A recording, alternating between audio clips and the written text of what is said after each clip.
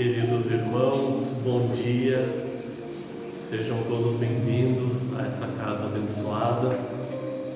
Agora eu vou convidar a todos vocês a sentarem confortavelmente, a fecharem os seus olhos físicos e neste momento vamos elevar a nossa mente e o nosso coração ao Pai Maior, a Deus, que nos dá a oportunidade de ter um dia tão abençoado como este, com este sol, esquentando o nosso corpo, alegrando a nossa vida, dando vida para as plantas. E neste momento, eu convido todos a receber Jesus entrando por este ambiente e abraçando a cada um de vocês. E neste abraço confortável, que cada um possa sentir tudo aquilo que dói, tudo aquilo que ainda nos deixa uma certa tristeza, se esvaindo, indo embora, porque Jesus é o nosso amigo, é o nosso irmão maior e vem nos ajudar sempre que precisamos. Que as palavras que iremos ouvir aqui hoje no nosso palestrante toquem no nosso coração, mas acima de tudo, que possamos levá-las na nossa vida, hoje e sempre. Que assim seja, graças a Deus.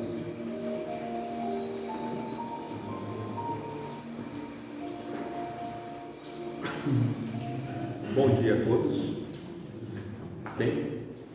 Não brigue com o microfone hoje, nem com o celular, hein? Hoje nós vamos dar sequência, ao estudo. Nós estamos nos últimos domingos fazendo algumas reflexões sobre um livro que foi escrito por Marlene Nobre, que é A Luz do Eterno Recomeço. Esse livro ela escreveu para esmiuçar, explicar um pouco mais, o filme e o livro, do Nosso Lar, pelo espírito André Luiz, escrito ditado por André Luiz e psicografado por Chico Xavier.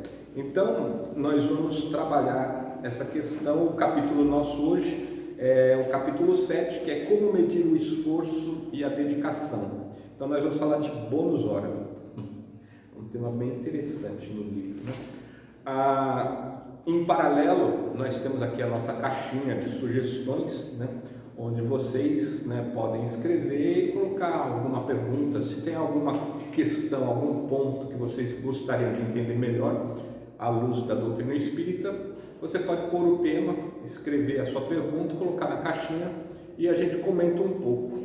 E curiosamente, a pergunta que veio aqui, que eu puxei agora aqui na caixinha, era justamente o tema. As perguntas são sobre os temas preocupação, futuro e dinheiro, E o capítulo de hoje é bônus hora, então dá para a gente juntar tudo, e comentar, porque um complementa o outro, Afinal de contas, bônus hora, a gente logo imagina algo que a gente vai receber no futuro, E as preocupações futuro e dinheiro também são pertinentes ao mesmo tempo. Não sei se vocês tiveram oportunidade de ver o filme ou ler o livro de André Luiz sobre o Nosso Lar, mas tem uma passagem muito interessante onde André Luiz ele vai até o centro administrativo do Nosso Lar e ele queria uma audiência com Clarencio, se não me engano, e nessa audiência ele queria justamente pedir que ele pudesse ter acesso aos parentes que ficaram encarnados, ao pessoal que ficou, que fazia muito tempo que ele não via, ele sentia muita saudade. E junto com ele tinha uma outra senhora que também desejava algo parecido e ela já estava há alguns anos a mais do que ele, aguardando essa possibilidade. E eles conversam com Clarencio e Clarencio explica para eles que dentro do nosso lar, da colônia, tudo é mais ou menos organizado por crédito-mérito, Então, ou seja, aquelas pessoas que estão envolvidas têm os seus bônus horas, que é o termo que ele usa, e poderiam trocar esses bônus horas por esses favores, Então a gente tem uma visão de que existe um processo, né, onde você trabalha, recebe, se acredita, ganha. Bom, agora a questão é, como é que isso funciona de verdade? Né? Isso aí é uma alegoria, né, que se coloca no livro, se coloca no filme, para que a gente entenda, né, o sentido principal. O sentido principal da ideia é que, assim como aqui no plano físico, no plano material, eles são muito parecidos. E tudo onde nós nos envolvemos dá um resultado. Então, ou seja, se eu quero algo de fato para mim, eu preciso me envolver. Não adianta eu ficar sentado esperando que as coisas não vão vir de mão beijada, né? Ou seja, eu preciso ter participação. Bônus hora nada mais é do que uma outra forma da gente dizer mérito. Mérito através do nosso próprio esforço. Então, se eu quero algo para mim, e aí vem as perguntas aqui, né? Preocupação, futuro, dinheiro, né? Se eu quero algo para mim, eu preciso estar envolvido, né? Eu preciso participar, eu preciso fazer algo. Eu não posso sentar e aguardar. Aquela senhora no filme e no livro, né? Ela está aguardando há muitos anos. E ela diz, né? Faz tanto tempo que eu espero e nada acontece, né? E Clarice diz para ela, mas faz tanto tempo que você está aqui e você não fez nada por ninguém aqui, né? Então, ou seja, você quer algo para você, você precisa ter um movimento. Existe um processo, um mecanismo onde eu faço para poder ter. E aí vem a grande questão, assim, mas como é bônus, hora, cálculo, quem registra, como é que isso funciona, né? Então imagine o seguinte, vocês estão buscando algo para vocês, certo? O que nós buscamos essencialmente? O melhor para nós. Eu quero estabilidade, eu quero felicidade, eu quero tranquilidade, eu quero tudo que garanta para mim paz, tranquilidade, felicidade. Não é isso que todo mundo busca? Agora, para que eu faça isso, eu preciso trabalhar para produzir isso. Isso não vai vir do externo, isso vai vir do interno. E essa é a grande diferença. A maioria das pessoas acreditam que, por exemplo, se eu ficar aqui em jejum ou se eu ficar orando, Jesus vai estralar os dedos e minha vida vai se transformar num mar de rosas porque eu orei bastante, ou eu jejuei bastante, ou eu fiz isso, ou fiz aquilo. Não. A sua vida não vai se transformar num mar de rosas porque você fez isso. Ela só vai se modificar a partir do momento que você resolver se transformar. A partir do momento que você for atrás daquilo que realmente vai proporcionar aquele resultado que você está buscando. Se eu quero tranquilidade, né, na minha vida, eu preciso buscar tranquilizar os demais no meu entorno. Eu preciso dar tranquilidade. Francisco de Assis falava isso, né? Se vocês pegarem a oração de Francisco de Assis, que é muito bonita, por sinal, vocês vão ver que tudo que ele quer para ele, primeiro ele oferta, primeiro ele faz, para que ele possa ter. Então, ou seja, se eu quero paz, que eu leve a paz onde esteja o conflito. Eu preciso fazer, eu preciso prover. Então, antes de eu pensar no eu, na minha felicidade, eu tenho que me preocupar com a felicidade do entorno. Se eu realmente me preocupo com a felicidade do entorno e faço pelos outros, a contínuo a minha felicidade virá de forma natural. Porque eu vou estar bem com as pessoas bem. É natural, é ato contínuo. Agora, não adianta eu ficar sentado aqui reclamando que a minha vida é triste, que minha vida é difícil ou que as coisas não são boas e eu não fizer nada por ninguém. Se eu só estiver esperando que os outros venham fazer para mim, se eu só ficar esperando que alguém se importe com o meu problema, que alguém estenda a mão, eu não vou sair do lugar. E foi isso que aconteceu com o André Luiz no nosso lar, foi isso que aconteceu com a senhora. Todos acolhidos, mas ninguém fazendo nada por ninguém. E aí eles, mas eu queria. Se você quer, faça. Se você quer prova algo para alguém, faça a sua parte. ato contínuo, você vai ter seu bônus hora, né? Porque bônus hora, na verdade, é o seu crédito. E esse crédito é moral e mental. E aí é um outro ponto interessante, né? Muitas vezes nós nos bloqueamos, nós nos sabotamos, né? Vocês já devem ter visto muito essa expressão, autossabotagem.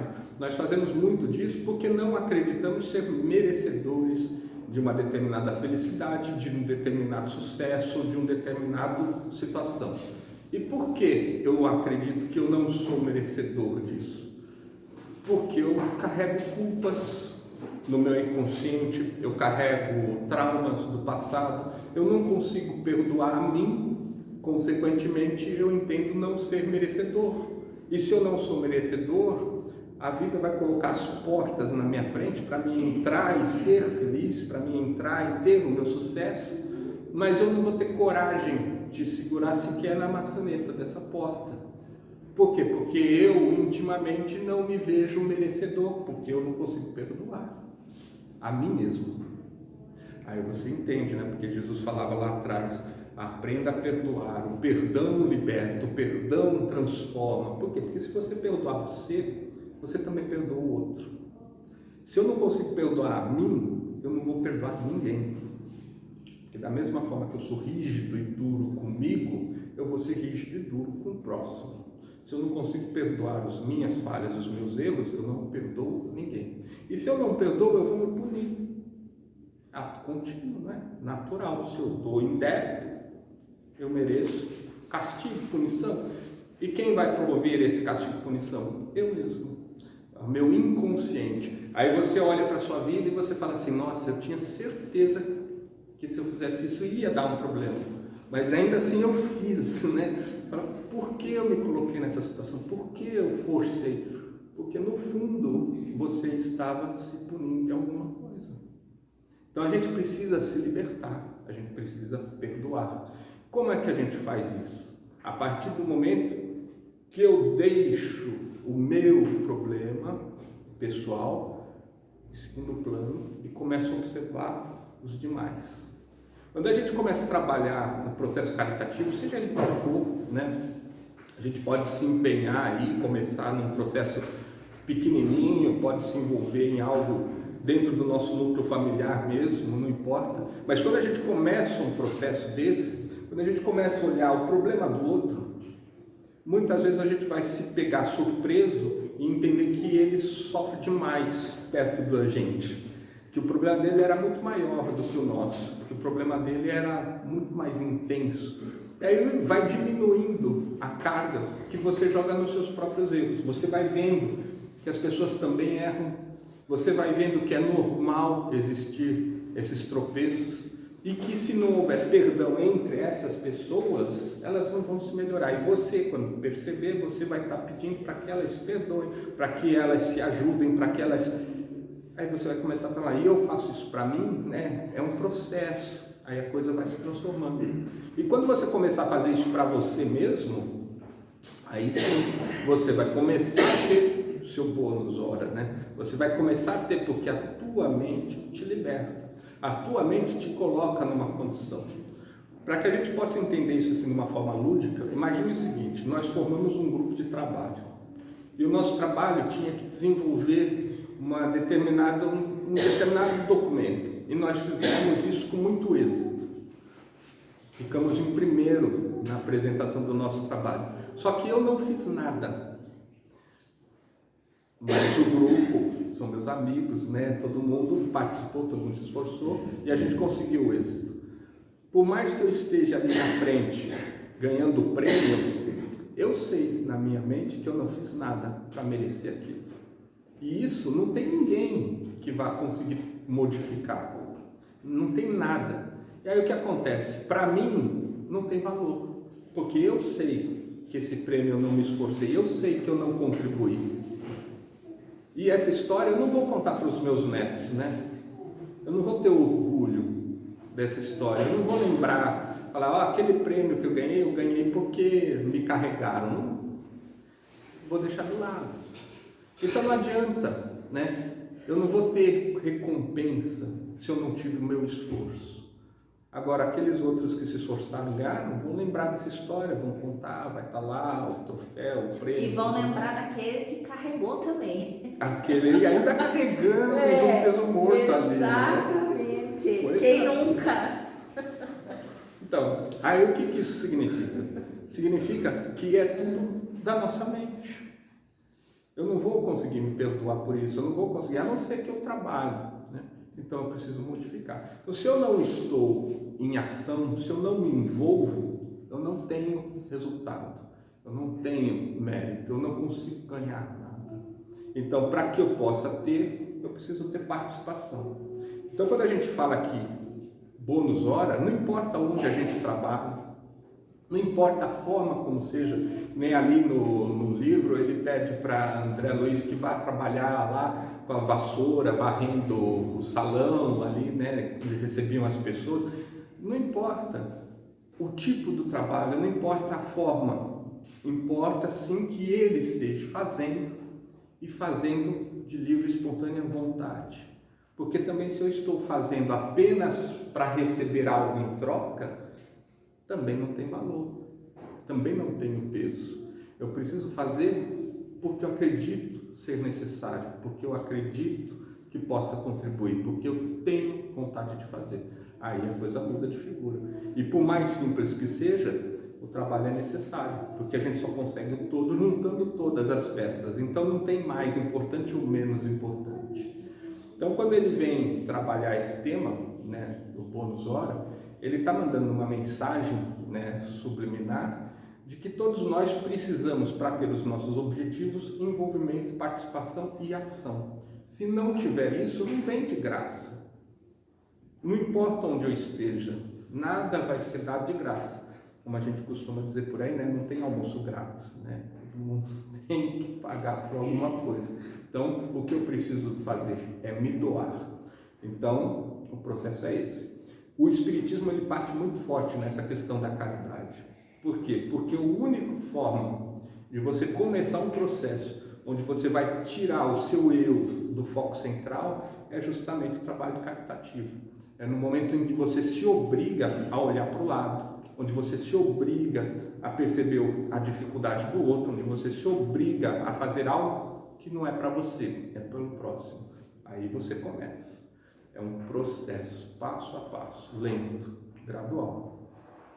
Preocupações aqui, como foi perguntado, sobre futuro, dinheiro e tudo mais, é pertinente, porque nós estamos numa vida material, né? Então é óbvio que as questões materiais são muito importantes. Mas é importante lembrar que nós não encarnamos para passar férias, né? Nós não encarnamos como um prêmio. Nós encarnamos com alguns objetivos, e objetivos muito claros, né? Trabalhar características da nossa personalidade, características do nosso espírito.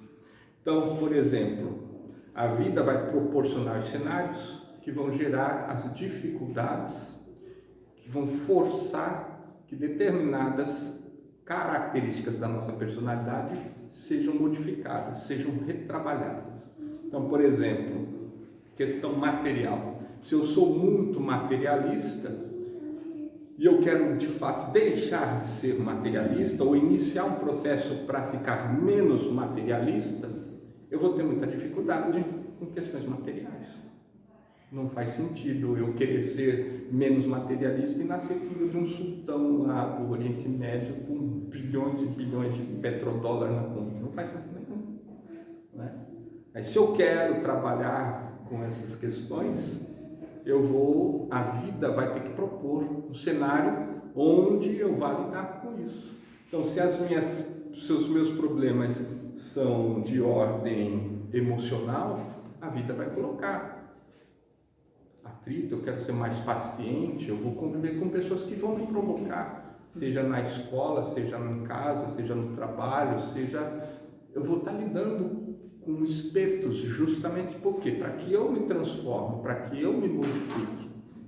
Então, por exemplo, eu ter preocupação com relação ao meu futuro, eu vou ter, mas eu preciso entender que o meu futuro ele vai ser exatamente aquilo que eu preciso. Porque se eu não tiver as dificuldades e os problemas que eu necessito, eu não vou me transformar. E aí a gente vai perguntar, quais são os problemas, né? O que eu preciso? Observa a sua vida. Desde quando você se lembre até hoje, quais foram os principais problemas que você enfrentou? Aqueles que de fato fizeram você pensar. Foram problemas de relação financeira, foram problemas de relação, por exemplo, amorosos, foram problemas profissionais, não importa. Cada um vai perceber que o núcleo cerne do problema principal sempre foi determinado assunto. Então, a tendência é que a sua vida daqui por diante vá continuar com esse horizonte. Mas você sabendo disso, você já pode tentar entender como é que você lida com isso. Por que isso te machuca tanto? Por que isso é tão importante? Porque essa é a pedra onde estão girando tudo ao entorno. Porque sua vida está te empurrando para esse lado. Aí você vai retrabalhar conceitos, ideias, sentimentos. Se até ontem eu sempre agi dessa forma, colhi tal resultado, então está na hora se eu quero um resultado diferente, de eu ter uma ação diferente. Então eu vou começar a testar até chegar naquilo que resolve o meu problema. E se eu conseguir resolver o meu problema, eu atingi o objetivo da minha existência. Eu atingi o objetivo que eu vim buscar, que foi transformar o conceito. Então, preocupação futuro, dinheiro, principalmente estabilidade, todos nós teremos, mas cientes de que a vida vai ser realmente turbulenta, ela não é fácil. E mesmo para o filho do sultão, ela também tem suas dificuldades e seus problemas. Pode não ser nem financeiro, mas ele vai ter um mar de problemas que ele vai ter que enfrentar, porque todos estão no mesmo caminho. Nós não estamos aqui de férias, né? Nós estamos aqui de fato para se trabalhar. E para isso a gente precisa transformar nosso entendimento. Era isso que eu queria fazer para vocês. Se vocês quiserem perguntar alguma coisa, fiquem à vontade, a gente pode responder. Se existe alguma dúvida, algum ponto aí que queira ser melhor explicado. Bom, caso contrário, a gente vai para a prece, né? Vamos agradecendo então ao nosso Mestre Jesus. Obrigado, Senhor, por nos conduzir mais um domingo a essa casa de oração, a essa casa de reflexão, que possamos transformar nossos entendimentos, ter coragem de transformar em ação toda essa teoria que nós vimos aprendendo ao longo dos dias, ao longo dos anos. Possamos conseguir de fato a transformação desejada, possamos adentrar num mundo de regeneração em breve, onde não mais necessitaríamos dessas provas e dessas situações, e que possamos juntos, de fato, despertar dentro de nós mesmos a caridade maior, a força para poder estar trabalhando, percebendo o problema do próximo e assim nos ajudando a nós mesmos. Que assim seja. Lembrando também que domingo